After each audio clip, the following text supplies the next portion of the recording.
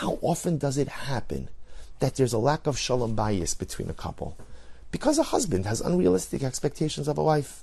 Right? The husband expects, my wife is she has to wear multiple hats, right? She's maybe a great mother, a great wife, maybe she has a career, whatever it is, and also I want dinner. Or also the house has to look a certain way, but I don't want to pay for help. I don't want to pay for help. Is that a realistic expectation of a human being? Or a wife feels that my husband should know how I'm feeling without me having to tell him. Well, unless your husband's a Navi, he doesn't have that skill set.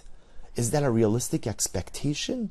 That the metric of love is that your husband should know what you're thinking, even if you're not clear what you're thinking, or even if you don't know what you're thinking, or even if you haven't thought it yet, but he should know what I'm going to think even before I think it? Unrealistic expectations. Or we get upset at our children.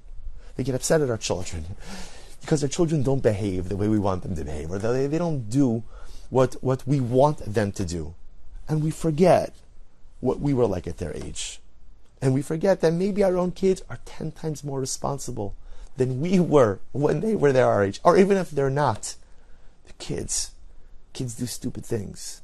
Kids say stupid things. Kids don't always act in the most responsible fashion. Because sometimes a parent has to let a child be a child. You have to be a parent also. So you have to let a child be a child. But how much friction is created, and how many times with our leaders, how many times do we hold principals and teachers and rabbanim to a level that they can't reach, to an expectation. You should have called me then. You should have been here for that. You should have gone this. You should have done that. Fantastic. You know what? Any communal leader will tell you, I wish there were 3 of me. If there are 3 of me, then maybe I could accomplish everything I wanted to accomplish, but there's only one. There's only one. So there's a limit to what could be done. There's a limit to what could be accomplished. But we have unrealistic expectations of each other. And because of that, we often create so much friction and hurt and animosity.